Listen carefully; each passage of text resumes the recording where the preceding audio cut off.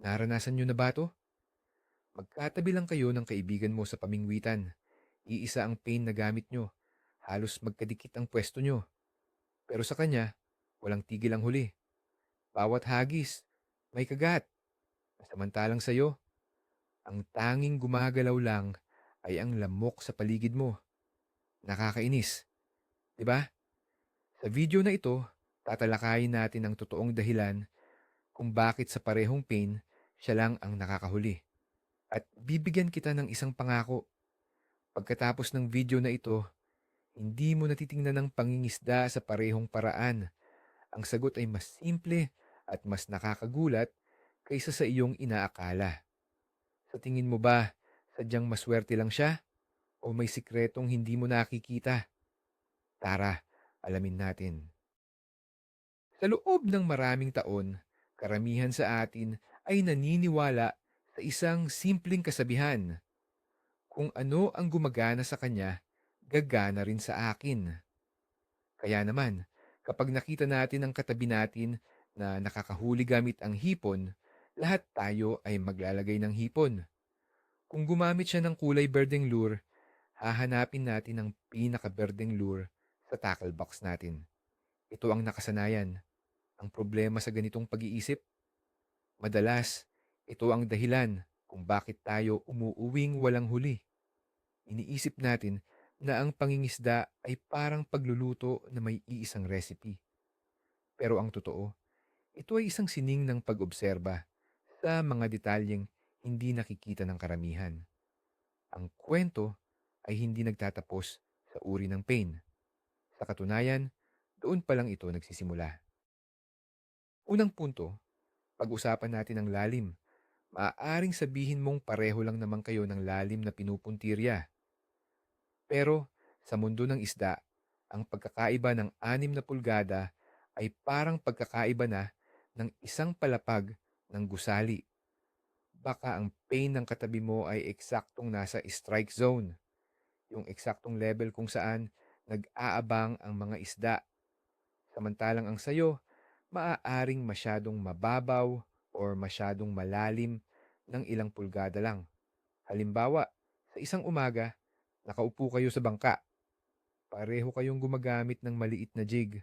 Ang katabi mo, pagkalaglag niya ng pain, hinahayaan niya itong lumubog sa bilang na 10 bago niya simulan ang pag-retrieve. Ikaw naman, sa bilang na 8, sinimulan mo na. Akala mo maliit na bagay lang, pero yung dagdag na 2 segundong paglubog na yun ang naglagay sa pain niya sa harap mismo ng bibig ng isda. Pangalawa, ang galaw o action. Dito nagkakatalo ang marami. Maaaring pareho kayo ng lure, pero ang paraan ng pagpapagalaw nyo rito ay magkaibang magkaiba.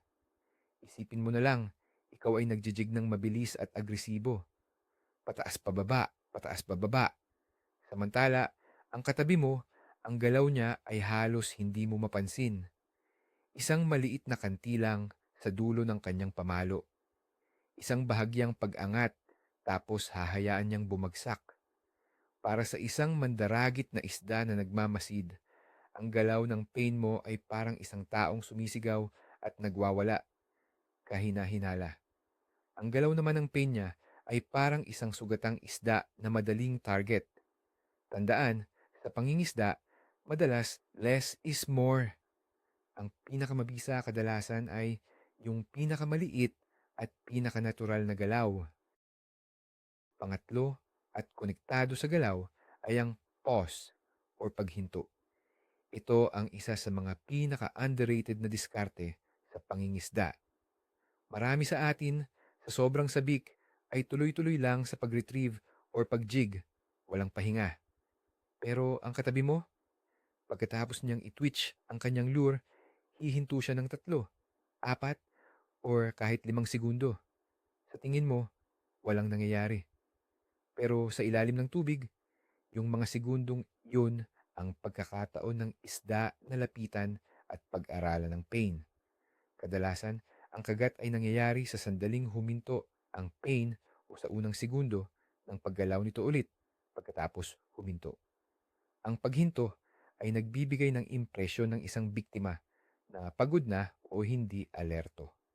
Ito ang signal na hinihintay ng mandaragit para sumugod. Subukan mo sa susunod. Mag-retrieve ka, tapos huminto ka. Bilang ka hanggang 5, magugulat ka sa resulta. Pang-apat, ang simpleng tali.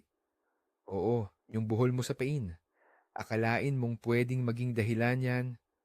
Isipin mo, kung ang pagtali mo sa pain ay sobrang higpit at direkta sa mata ng lure, nililimitahan nito ang natural na paggalaw nito sa tubig. Ito ay nagiging matigas at hindi makatotohanan. Pero ang katabi mo, maaaring gumagamit siya ng loop knot o rapala knot.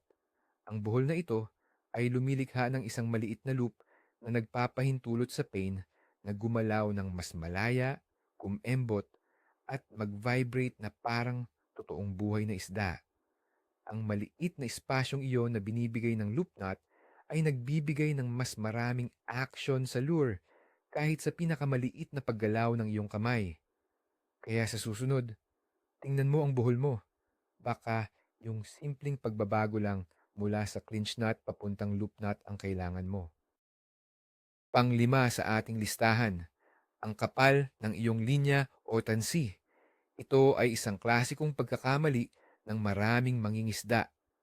Para makasiguro, gumagamit tayo ng makapal na linya, yung kaya raw bumuwat ng kalabaw. Ang problema, una, mas kitang-kita ito ng isda sa ilalim ng tubig, lalo na sa malinaw na tubig. Pangalawa, pinipigilan ng makapal na linya ang natural na paglangoy ng maliliit na pain o lures. Ang bigat at tigas nito ay ginagawang patay ang action ng pain mo. Ang katabi mo, maaaring gumagamit ng mas manipis na fluorocarbon leader na halos invisible sa tubig. Bukod dito, ang manipis na linya ay nagpapahintulot sa kanyang lure na lumubog ng mas mabilis at gumalaw ng mas natural. Kaya kahit pareho kayo ng lure, ang presentation niya ay mas superior dahil sa halos hindi nakikitang koneksyon sa pagitan niya at ng pain. Pang-anim, ang kulay ng linya. Akala ng marami, walang kwenta ito. Ngunit pag-isipan mo, kung ikaw ay nangingisda sa malinaw na tubig sa isang maaraw na umaga at gumagamit ka ng high visibility na kulay dilaw or berdeng braided line na walang leader, para ka na ring nagsabit ng neon sign sa tabi ng pain mo na nagsasabing, "Peke ito, wag mong kagatin." Ang katabi mo, malamang ay gumagamit ng fluorocarbon leader na may parehong light refraction index sa tubig. Kaya ito ay halos invisible. O kaya naman, kung sa madilim o malabong tubig kayo nangingisda, baka ang kulay ng linya niya ay mas angkop sa kulay ng kapaligiran. Hindi ito laging tungkol sa lakas ng linya. Madalas, ito ay tungkol sa kung gaano ito kadaling makita ng iyong target. Pampito, isang bagay na hindi mo nakikita pero naaamoy ng isda. Ang amoy. Oo, amoy. Ang mga isda ay may matalas na pang-amoy. Bago ka mangisda, nagsabong panlaba ka ba? Nag-spray ng insect repellent? O nanigarilyo? Lahat ng amoy na iyan ay maaaring kumapit sa iyong pain. Para sa isda, ang amoy ng sabon or nikotina ay isang malaking red flag. Samantala, ang katabi mo, maaaring malinis ang kamay niya o baka mas malupit pa. Gumagamit siya ng scent attractant. Isang patak lang ng amoy hipon o amoy isda sa kanyang lure ay sapat na para kumbinsihin ang isang nag-aalangang isda na kumagat. Isipin mo, ang pain mo ay mukhang pagkain, pero amoy kemikal.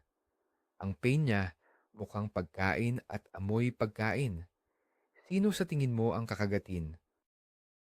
Pangwalo, ang bilis ng pag-retrieve or paghila. Isa na namang subtle, ngunit napakahalagang detalye. Ikaw, baka masyadong mabilis ang pag-ikot mo sa reel na ginagawang hindi natural ang paglangoy ng iyong pain. Or baka naman sobrang bagal na nagiging boring at hindi ka pansin-pansin. Ang katabi mo, nahanap niya ang tamang cadence o ritmo. Baka ang ginagawa niya ay 3 mabilis na ikot, tapos hihinto, tapos isang mabagal na ikot.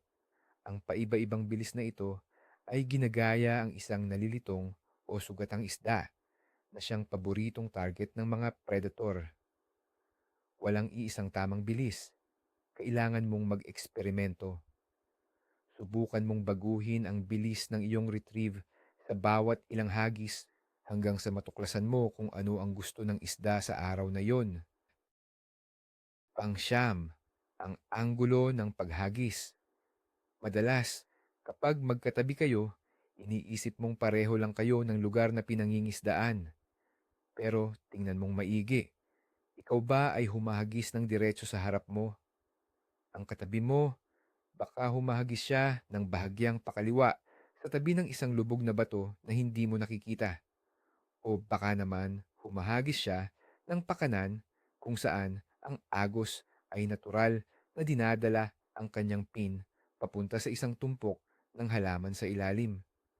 Ang maliit na pagbabago sa anggulo ay nangangahulugan na ang iyong pain at ang pain niya ay dumadaan sa magkaibang structure o teritoryo sa ilalim ng tubig.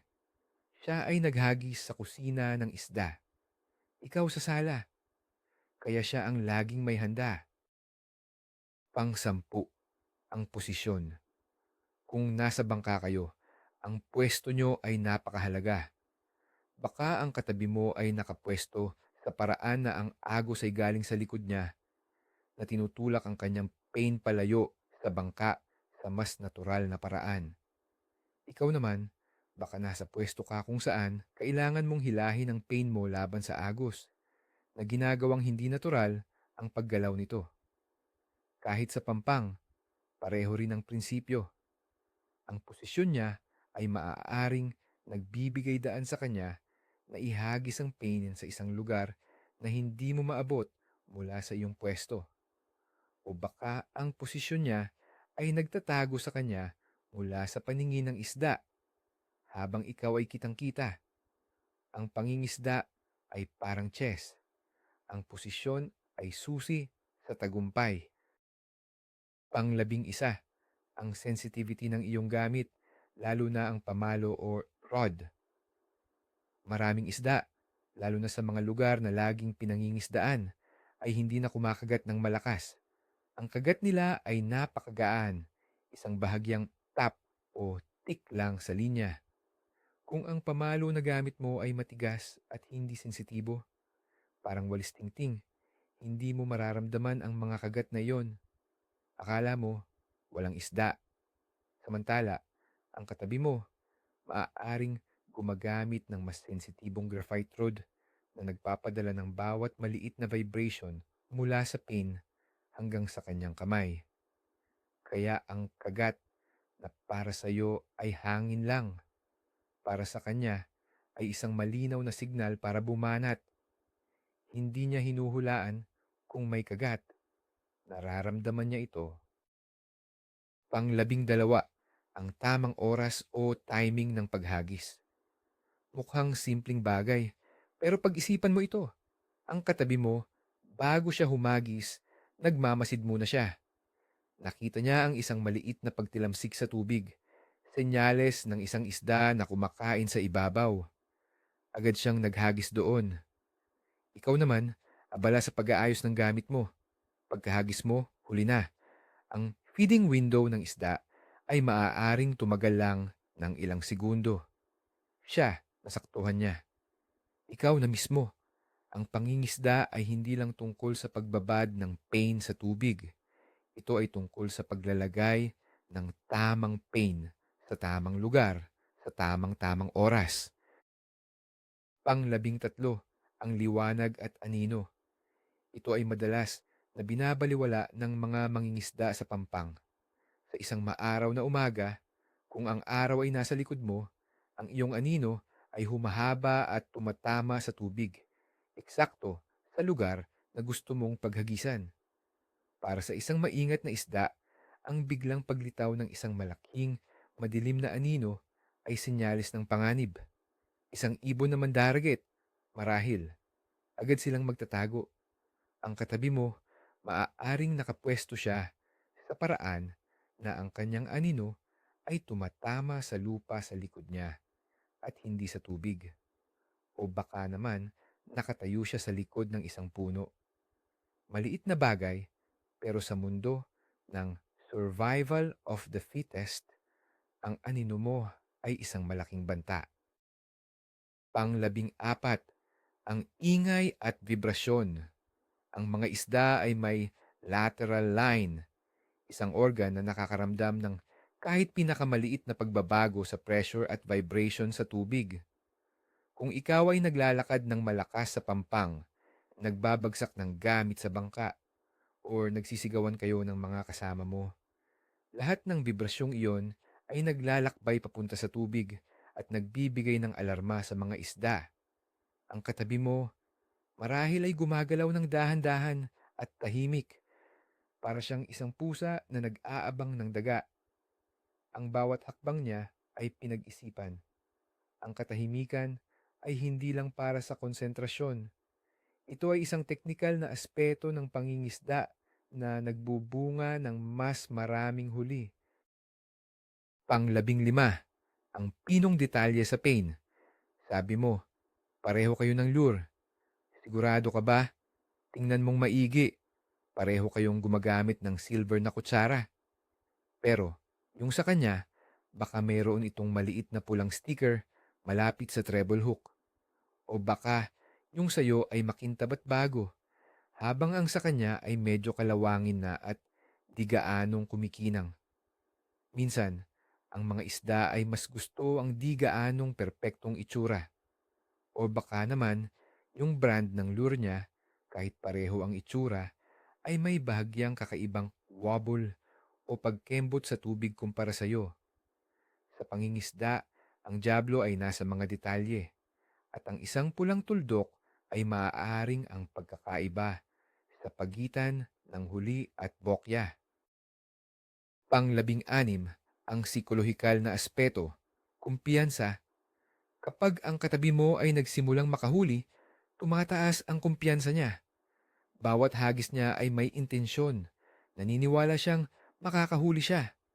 Dahil dito, ang kanyang mga galaw ay nagiging mas pino, mas relaxed, at mas epektibo.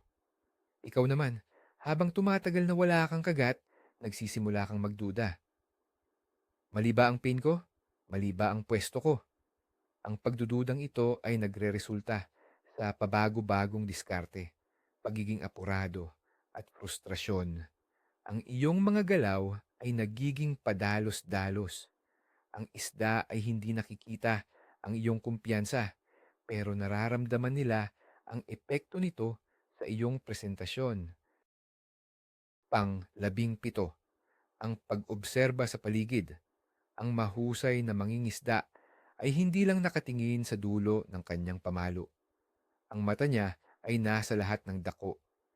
Nakikita niya kung saan nagkukumpulan ang mga ibon na maaaring senyalis ng mga maliliit na isda sa ibabaw, na sinusundan naman ng mga malalaking isda sa ilalim. Napapansin niya ang direksyon ng hangin at kung paano nito tinutulak ang mga pagkain papunta sa isang partikular na sulok ng lawa. Nakikita niya ang bahagyang pagbabago sa kulay ng tubig na maaaring indikasyon ng pagbabago sa lalim o istruktura. Ang katabi mo ay hindi lang naghahagis, nagbabasa siya ng libro ng kalikasan. Ikaw, nakatitig ka lang sa isang pahina. Pang-18, ang kaalaman sa kasaysayan ng pwesto. Baka ang katabi mo ay madalas ng nangingisda sa lugar na iyon. Alam niya na sa pagitan ng alas 8 at alas 9 ng umaga, ang mga isda ay dumadaan sa partikular na channel na iyon.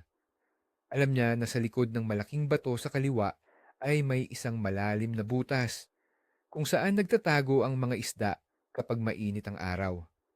Siya ay hindi lang basta pumwesto. Pinili niya ang pwestong iyon base sa kanyang karanasan at kaalaman. Ikaw, para sa iyo, ang lugar na iyon ay bago. Ang bawat hagis mo ay isang hula. Ang bawat hagis niya ay isang kalkuladong galaw. Pang-labing-siyam, ang presentasyon sa ilalim ng tubig. Kung gumagamit kayo ng pain na kailangang nasa ilalim tulad ng hipon o bulate, paano nyo ito ginagalaw? Ikaw ba ay hinahayaan mo lang itong manatili doon ng walang galaw?